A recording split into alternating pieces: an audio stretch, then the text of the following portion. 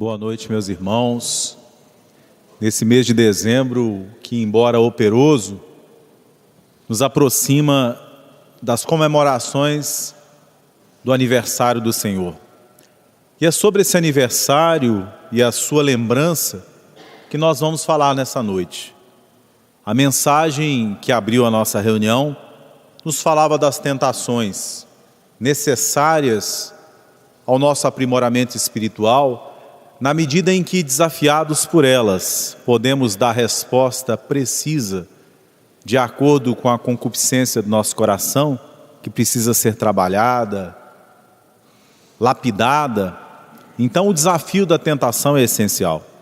Nos conta Humberto de Campos, num livro bastante interessante chamado Reportagens de Além Túmulo, que havia um homem chamado Emiliano, que era ateu, e no seu agnosticismo combatia e repelia todas as possibilidades da divindade.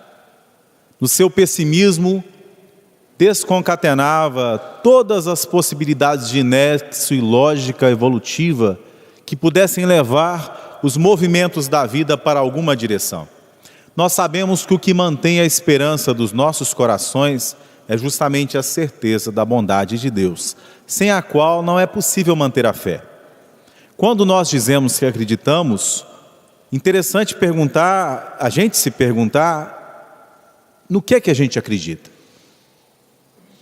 Porque a fé não se mantém se não é fé na bondade de Deus. Porque nós não encontraremos nos processos que nós não interpretamos, nas circunstâncias que nós não conseguimos concatenar para dissolver os problemas da vida, algo que nos dê mais certeza do que a plena consciência e convicção da bondade e sabedoria de Deus.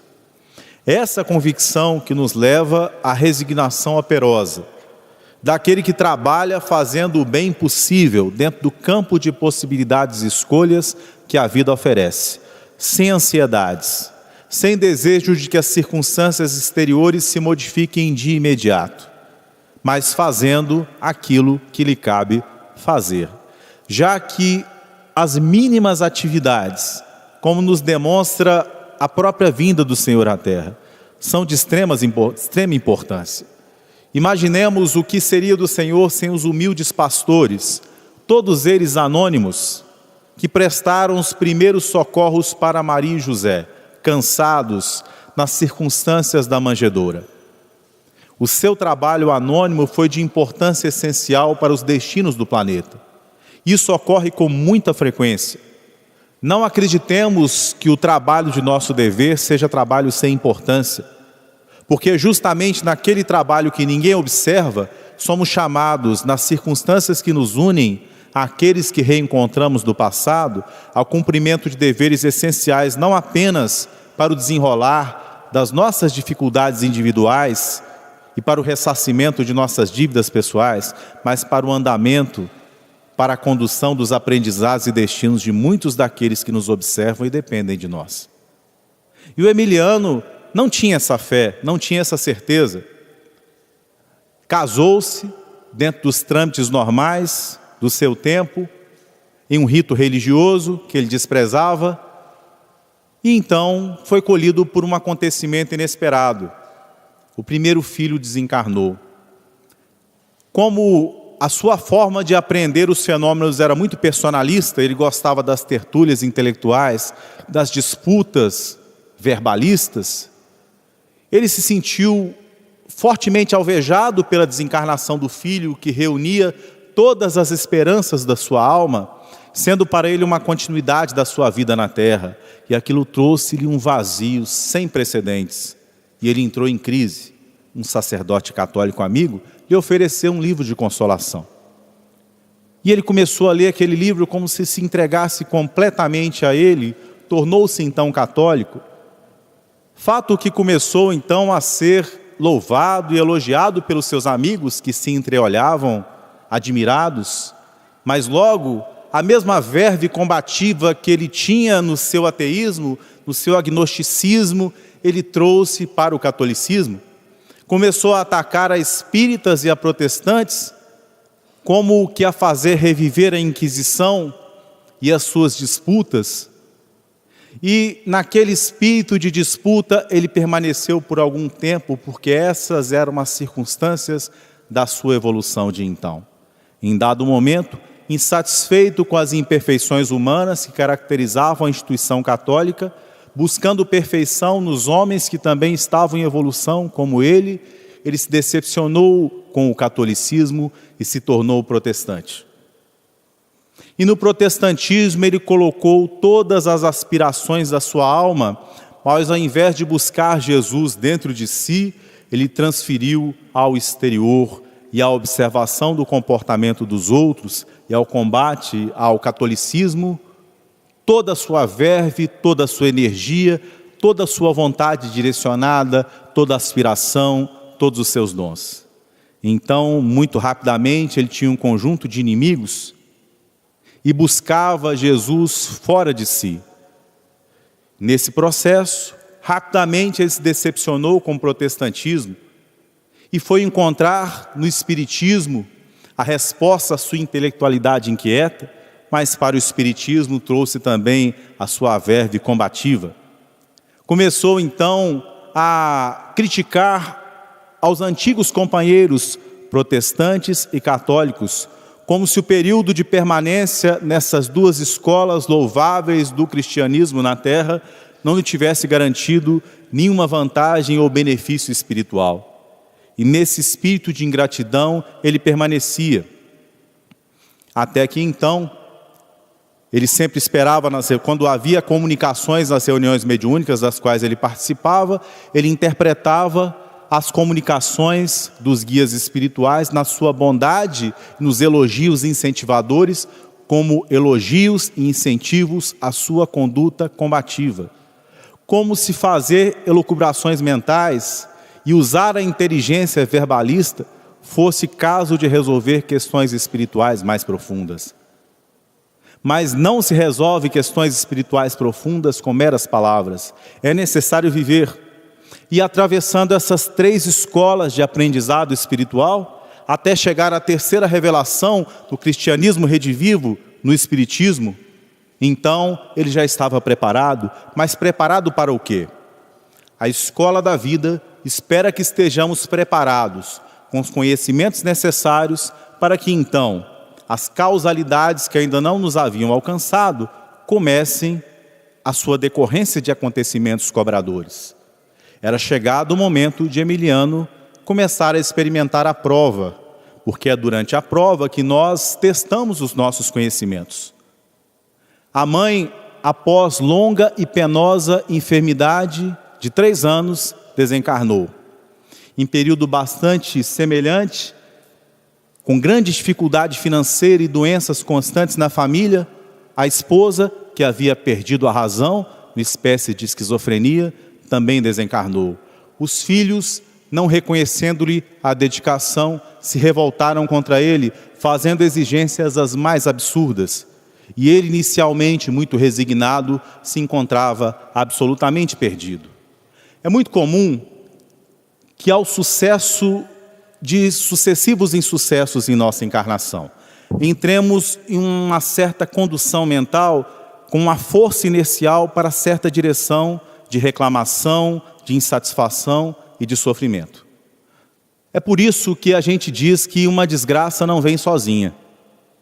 Quando você tem uma infelicidade financeira, geralmente lhe acompanha alguma enfermidade, até pelo abalo emocional causado pelo baque financeiro. E quando um filho adoece, o outro costuma adoecer, porque nós entramos numa sequência de pensamentos negativos. Nós deixamos que a nossa mente se abale. Um grande pensador japonês disse certa vez que o fracasso não é importante, o sucesso também não é importante. Importante é não permitir que a mente se abale por eles.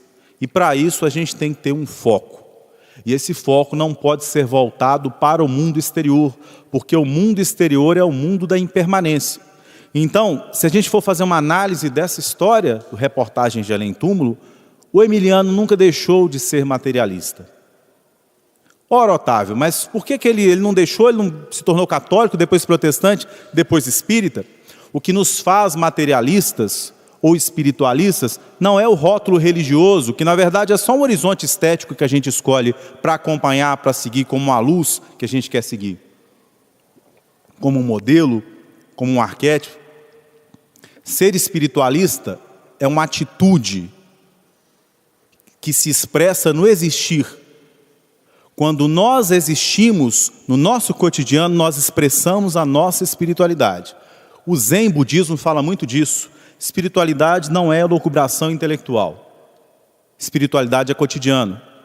Então é nas minhas escolhas, nas atitudes que eu assumo frente às dificuldades e decepções da minha vida, é porque eu tenho ali o foco revelado.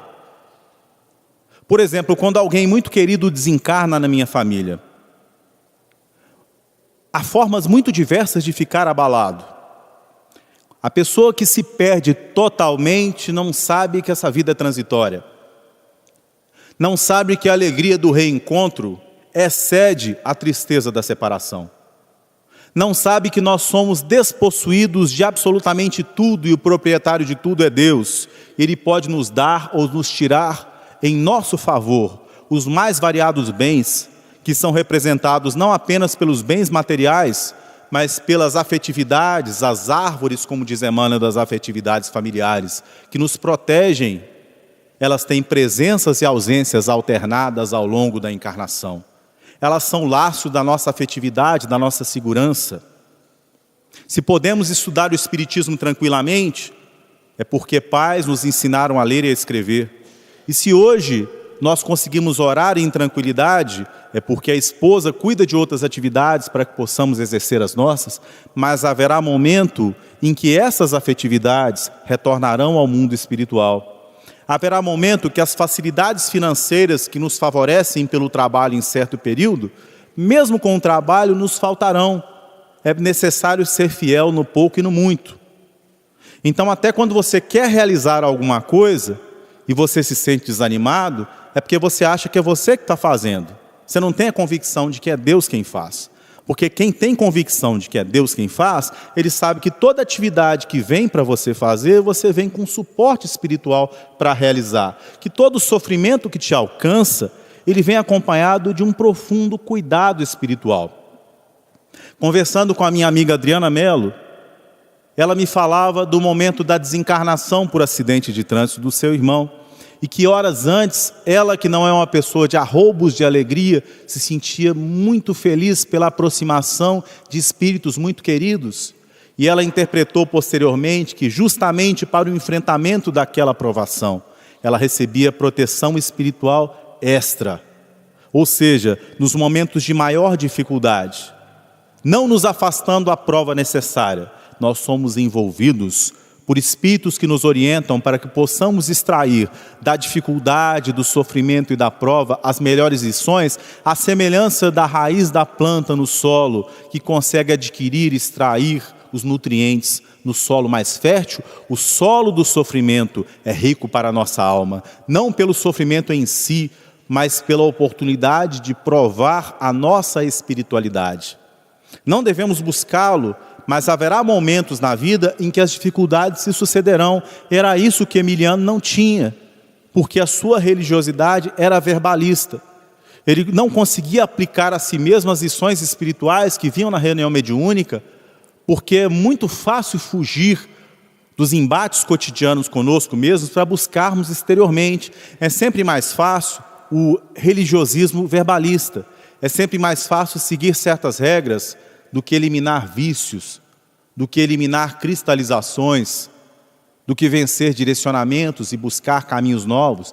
Mobiliza a vontade se mobiliza pelo sentimento. Fazer com que o sentimento chegue a esse nível é ato de maturidade.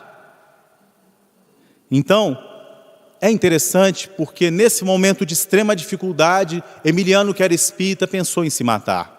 E era a véspera de Natal, ele se direcionou para o mar, e nesse momento, enquanto ele ia, ele pensou ouvir no seu íntimo a voz de Jesus, que dizia para ele: Emiliano, você me buscou de diversas formas, mas nesse momento, com o seu coração quebrantado, eu consigo alcançá-lo.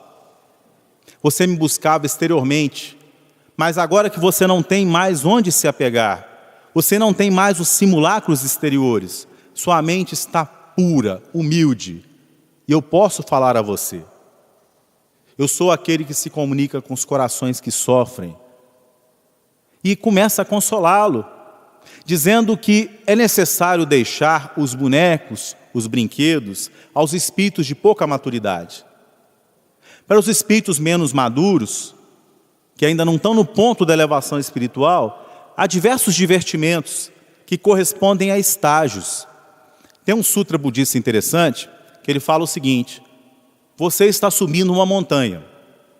Aí quando você chega num patamar e conquista alguma coisa, Buda quer te presentear, para que você se sinta compensado e incentivado a continuar. Então ele forma um castelo, e você dorme, e você se alimenta, mas na manhã seguinte o castelo desaparece, para que você continue subindo. Então há certos estágios em que nós permanecemos por algum tempo, com certa tranquilidade, com certa quantidade de circunstâncias, mas há a hora de aquilo se transformar. Há a hora de revolverem-se os elementos exteriores, à semelhança do calidoscópio, que modifica-se a todo momento. Esse mundo, por mais que pareça permanente, haverá um momento de revelar a sua impermanência, para que a gente atravesse, para que a gente continue. A gente não pode se apegar, a gente não pode andar daqui para o centro da cidade, abraçando por 2 anos cada poste, porque acha ele bonito. A caminhada exige alguém que tenha consciência do caminho infinito, do objetivo. Mas quanto menos maduro a gente é, mais a gente fica apegado ao exterior. Então, nesse momento, no coração de Emiliano, Jesus nasce. E entre as recomendações do mestre, anotadas por Humberto de Campos, o mestre dizia a ele que nunca analisasse sem amar, porque o raciocínio nos engana. Meu amigo Haroldo Dutra Dias diz que tem muito medo de pessoas inteligentes demais. Isso não é um medo da inteligência se desenvolver, ele está falando da inteligência materialista, porque elas conseguem te convencer mesmo quando elas estão erradas. Isso vale para nós mesmos. Nós conseguimos racionalizar circunstâncias para nos enganarmos. A gente acha que está evoluindo, mas na verdade a gente está numa zona cômoda.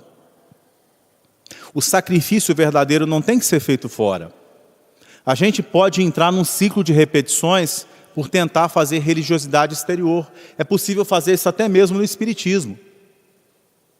A gente pode pensar que é intelectualização. Quando a gente recomenda estudar, a pessoa deve estudar muito, mas deve sentir.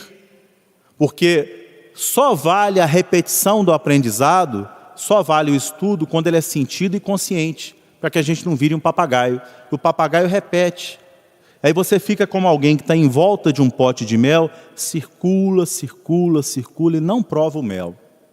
O mel da espiritualidade superior, que é a renúncia, que é o amor desinteressado, e aí dói para fazer. É o perdão nas circunstâncias difíceis. Isso é evolução. Lógico que a gente não é cobrado todo dia disso, mas você pode servir sem esperar recompensa.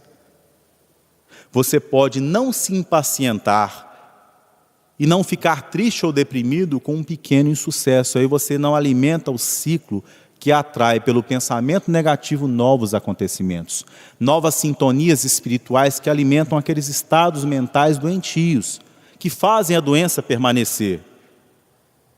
Para mudar circunstâncias, é necessário mudar a raiz dos acontecimentos. A raiz dos acontecimentos é com qual sentimento você começa uma ação. Então, mais importante do que a ação é o seu móvel. A gente sempre deve se perguntar, por que eu quero isso? Para que eu quero isso? Então, medir isso que eu quero com o método da minha imortalidade, para ver se isso é realmente importante para a minha alma. Que onde está o meu tesouro, aí também estará o meu coração. E muita gente trocou evolutivamente, nós mesmos por encarnações sucessivas, trocamos ouro por lama. Então a comodidade passageira, a comodidade de não permitir que uma criança nasça, com base nas circunstâncias financeiras imediatas, te causará depois, mediante esse aborto, o ódio dessa criança, por tempos a fio. E quando a próxima criança nascer, quando você se sentir em circunstâncias financeiras, Aquela criança que não pôde nascer tentará se vingar a partir daquela criança que nasceu, expressando em relação a você insatisfação e revolta. E a criança vai sentir frio, sem estar fazendo frio, e vai se enrolar em cobertor, porque vai expressar o sentimento da criança abortada. Então há muitas circunstâncias de tranquilidade aparente exterior pela fuga do dever, que representam para nós depois sofrimento muito maior. A vida exige muita atenção e responsabilidade. Por isso a gente não deve desenvolver culpa em relação ao passado. A gente deve trocar culpa por responsabilidade, tentando trabalhar por refazer os nossos erros do passado. A atitude de quem se autopune é uma atitude cômoda, muitas vezes para chamar a atenção das outras pessoas para aquilo. Então essa mensagem do Humberto de Campos, ela tem uma importância essencial. Ao falar do Natal e do nascimento de Jesus, Humberto se reporta ao nascimento de Jesus dentro de nós. As circunstâncias em que Jesus nasce dentro de nós. Porque uma coisa é você fazer a análise do Natal em si, da festa, das significações do Carvalho de Odin, do presépio louvável de Francisco de Assis, das tradições variadas do mundo ocidental que alcançaram o Oriente, dando notícia do nascimento do Salvador. Outra coisa é você fazer do Natal um momento de reflexão profunda sobre o que Jesus veio trazer à Terra. Um sentido espiritual à vida, em que as coisas espirituais têm prioridade sobre as coisas físicas. E é por isso, então, que sem desprezar ou desrespeitar em momento algum as conquistas humanas, Jesus passa por elas, mostrando pelo seu próprio comportamento o que era mais importante, o que era essencial. Jesus foi entre nós aquele que tinha mais consciência que o reino não era deste mundo. Então as coisas nos servem e nós as devolvemos. Mais importante do que fazer o bem com o que nós detemos, que são esses bens passageiros, é fazer o bem com o que nós temos. Então eu fico pensando no meu coração, como será sofrido o Natal das crianças da cidade síria de Alepo. Como será a noite de Natal para aquelas crianças que viram os irmãos desencarnarem com as bombas, que passam todo tipo de dificuldade nos frios acampamentos do sul da Europa, para aquelas que atravessam nas balsas o mar Mediterrâneo, e como esses corações se sentirão consolados por aquelas pessoas que passarem a noite de Natal com elas. E eu estava na semana passada em Nova York e visitei o Museu da Migração.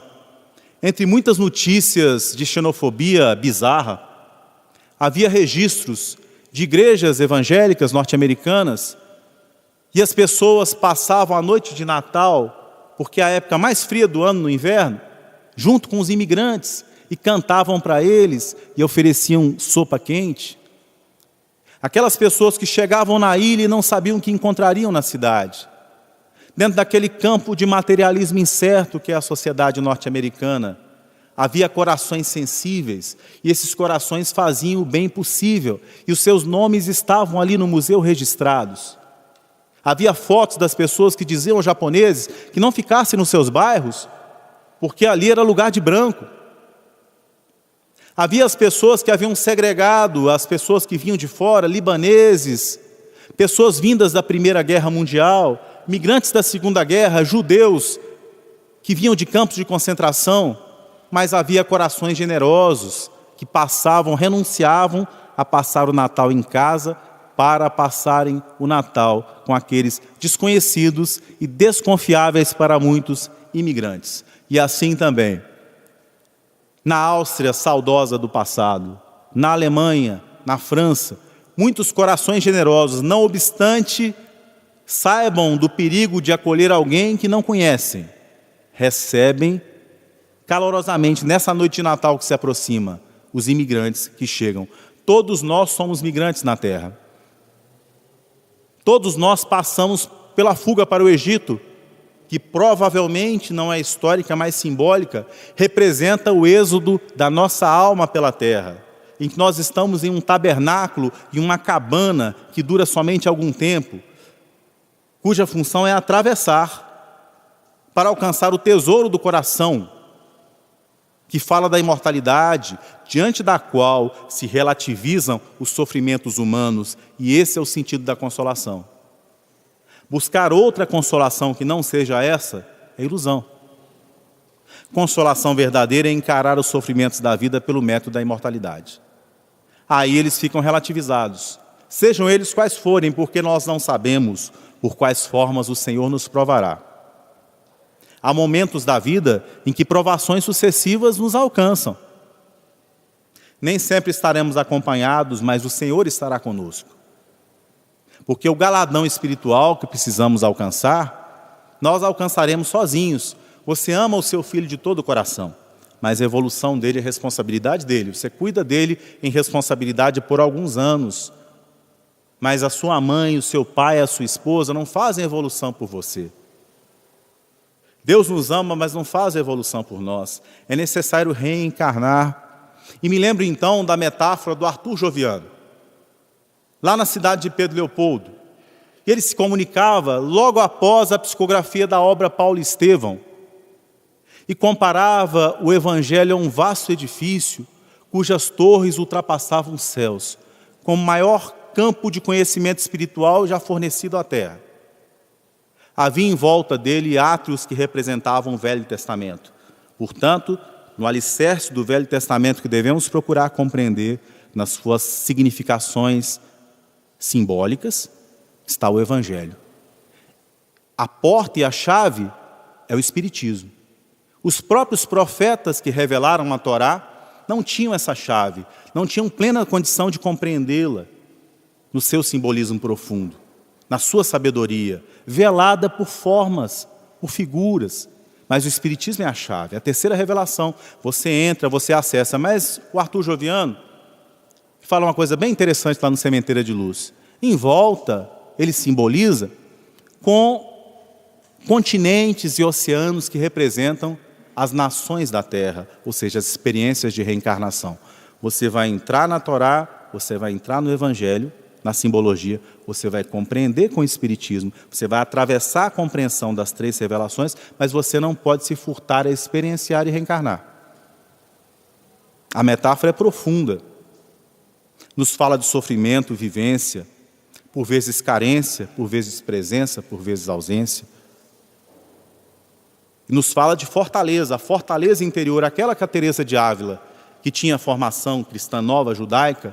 Então ela nos fala da construção de um castelo dentro de nós, um castelo que é necessário proteger. O castelo da convicção, o castelo da profundidade, da compreensão espiritual. E para construir esse castelo, nós vamos construí-lo mudando as nossas prioridades, com base naquilo que é o essencial. E o que é o essencial? Bom, nós vivemos em um corpo que é muito fácil entender a sua efemeridade quando você atravessa. Foi a primeira coisa que eu fiz em Campina Grande. Cheguei em Campina e passei num concurso na UFCG, e aí fui procurar um restaurante, então fui pela rua Getúlio Vargas. E eu sempre fui aficionado por arquitetura antiga. E comecei a estudar a história das casas da rua Getúlio Vargas, que vocês conhecem. Havia e há ali algumas casas de arquitetura bastante interessante, diversos estilos arquitetônicos. Ao pesquisar os seus construtores e os seus engenheiros, eu percebi que às vezes os engenheiros viviam mais no corpo físico do que as pessoas que tinham pedido para construir as casas, que frequentemente se transformavam em clínicas. E era um horizonte daquela família. As pessoas criavam os filhos naquela casa, e se fazia no máximo em 20 anos e as pessoas desencarnavam. Quer dizer, a casa muda de dono, o corpo físico vai embora, as experiências de permanência na Terra são muito efêmeras. Você não fica com nada material, mas fica o que você conquista espiritualmente. Então, ao fim da encarnação, sucedem-se experiências que te levam a se decepcionar com o vigor do corpo físico, para que a gente possa se encontrar com a imortalidade, entender o que é realmente importante. A gente tem que se decepcionar com o que é exterior. Decepcionar-se faz parte do processo. Então, se a gente busca o essencial, a gente tem menos decepções. E a nossa alegria é mais permanente, porque é a alegria que vem da paz. Porque tudo que é desse mundo é temporário, é passageiro, é valioso. Serve a experiências essenciais para o nosso progresso espiritual. Mas é semelhante a uma roupa, a um carro, ao momento de trocar, ao momento daquilo passar, né? Agora, voltando da viagem relativamente longa que eu fiz, com 10 membros da família, enquanto passava por Bogotá, a minha sogra teve uma parada cardíaca e nós a deixamos na UTI em São Paulo. Hoje ela saiu da UTI, quer dizer, a viagem não terminou até hoje, né? A experiência do fim da viagem, que foi uma viagem muito interessante, academicamente interessante, né? Ao fim nós passamos essa circunstância de sofrimento. Mas é necessário, quando você começa a passar por uma circunstância dessa, que você saiba manter a tranquilidade. Isso só acontece quando você tem convicção de que Deus te protege. É isso que faltava ao Emiliano. Enquanto a gente não vive, a gente não alcança isso. Mas é interessante a mensagem do Humberto de Campos, que eu escolhi para essa palestra, porque ele não encara a imaturidade do Emiliano nem na verve defensora de certo campo religioso específico, nem no combate àqueles que ele achava que erravam, nem no seu materialismo disfarçado de religião, nem no seu foco personalista e vaidoso, que depois trocou a verve pelo silêncio da observação interior e da construção dentro, que abandona a construção ilusória fora.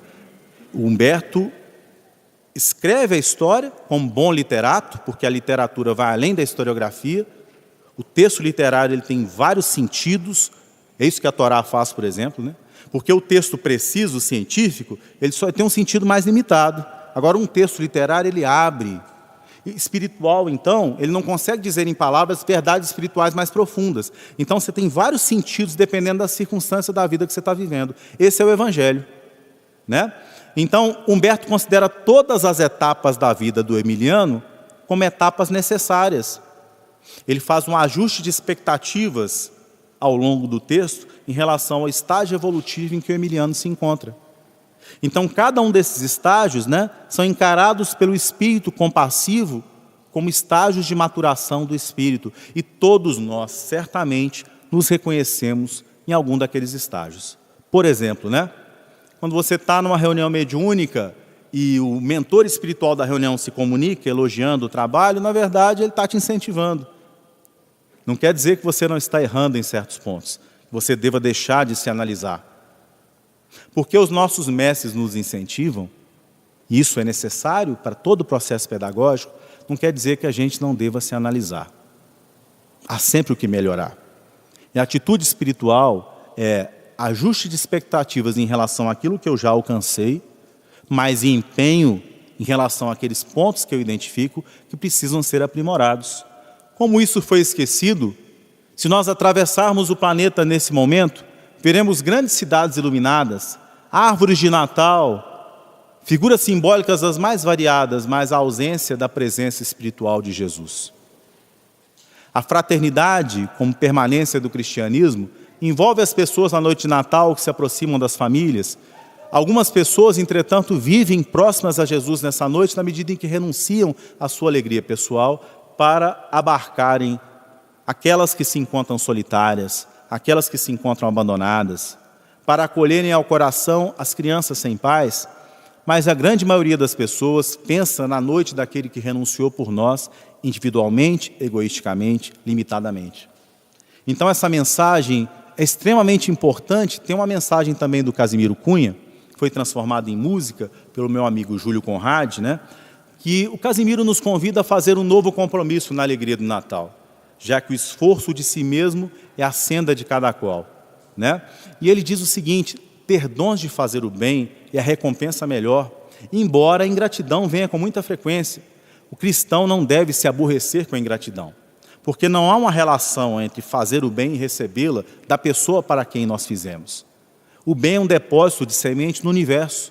O bom lavrador confia na terra. Então a semente pode frutificar em momentos e lugares os mais diversos. Assim como a semente do mal que nós plantamos, nós colheremos frequentemente, como Emiliano, no momento em que estivermos preparados. Então assim, a gente às vezes vive um certo período de tranquilidade na encarnação para aprender. E tem aquele momento em que a gente tem que reconstruir o que destruiu. Isso é a prova do aprendizado, em que a gente vai aplicar o que aprendeu, né? E nesse momento, se a gente tiver alguma ilusão de tranquilidade exterior, a gente vai se decepcionar e vai fazer como Emiliano fez. Mesmo sendo espírita, pensou em tirar a própria vida, porque isso é uma atitude de irracionalidade. No Espiritismo nós aprendemos que a consciência não se interrompe. Não há interrupção de consciência. Quer dizer, se você mata o corpo físico, que não morre, ele retorna à terra e cumpre outras funções, você vai sequelar o perispírito e continuará com a consciência da dor, do problema que você está passando, só que vai ficar agravado. Sabendo disso, o Emiliano tentou o suicídio. Quer dizer, está no estado de irracionalidade, que vem do desespero de quem vive externamente a religião, mas não a traz para dentro do coração. Então, quando a gente raciocina e não sente, é assim. A gente age contra a nossa racionalidade. Quando o raciocínio não se casa com o sentimento, você diz, eu não quero fazer isso, mas você cede à tentação. Porque o seu sentimento não evoluiu. Racionalmente você tenta barrar, mas a pulsão é mais forte. A pulsão representa, na simbologia que Humberto de Campos nos apresenta, os animais no presépio. Eles têm a sua utilidade. Nós devemos oferecer-lhes a Jesus, para que Ele os aprimore. Né? Então nós temos a nossa parte animal. Se a gente fosse montar um presépio aqui, nós temos dentro de nós as várias escalas do presépio. Nós temos que elevá-la. Isso é fator de escolha. Mas nem sempre nós estamos maduros para escolher. Isso geralmente depende do tanto de maturidade de decepções que nós tivemos. Né? Então, alguém que busca uma tranquilidade vinda do egoísmo e sobrepõe essa tranquilidade à tranquilidade espiritual permanente, é alguém imaturo. A gente está falando dos outros? Não, a gente está falando da gente. É necessário que a gente olhe para dentro e pense quantas vezes nós fizemos escolhas erradas, baseadas no materialismo. No menor esforço, na convenção do momento, no desejo de satisfazer desejos imediatos, né? Somos nós. Então, em que medida Jesus conquistou o nosso coração? Para o Saulo de Tarso, lá na estrada de Damasco, Jesus nasceu. Para Maria de Magdala, quando ela se encontrou com Jesus, ela abandonou uma série de coisas que já lhe eram inúteis e Jesus nasceu dentro dela. Em vários momentos, Jesus nasce dentro de nós. São despertares variados, há pequenos e grandes despertares. E eles vão continuar, porque a evolução continua. Então, meus irmãos, nessa noite em que nós lembramos o Natal, e sabemos que certamente nesse ano, frente às circunstâncias que atravessamos, que eu simbolizei aqui pela lembrança das crianças da cidade de Alepo, muitas pessoas estão intranquilas, em circunstâncias de muito maior sofrimento do que aquelas que atravessamos hoje no Brasil. E há pequenos espaços que nós podemos controlar. Há pessoas do nosso relacionamento que podem se sentir sozinhas, estão se sentindo abandonadas. Há na nossa família pessoas que nós deveríamos acolher melhor. Há insatisfações e mágoas no lar que nós poderíamos oferecer o perdão diante do altar do presépio de Jesus. Nessa noite de Natal, façamos isso para que Jesus nasça dentro de nós. Porque atravessaremos um número limitado de natais ao longo da nossa permanência aqui na Terra, mas que a cada ano possamos nos fazer maiores, para que a nossa adesão religiosa não seja simplesmente uma opção verbalista, exterior, de rótulos, mas seja uma opção do coração. Nesse nível do coração, não importa se a gente é agnóstico, ateu, budista, judeu, protestante, católico, ou que a gente atravesse a experiência algo mais consciente do espiritismo, que nos traz o cristianismo redivivo, mas o importante é o que fazemos disso dentro de nós. Quais opções fazemos dentro das várias possibilidades de sermos cristãos na sociedade que nos cerca? Certamente Jesus espera por nós, não no templo externo, mas no templo dos nossos corações. Que Jesus nos abençoe.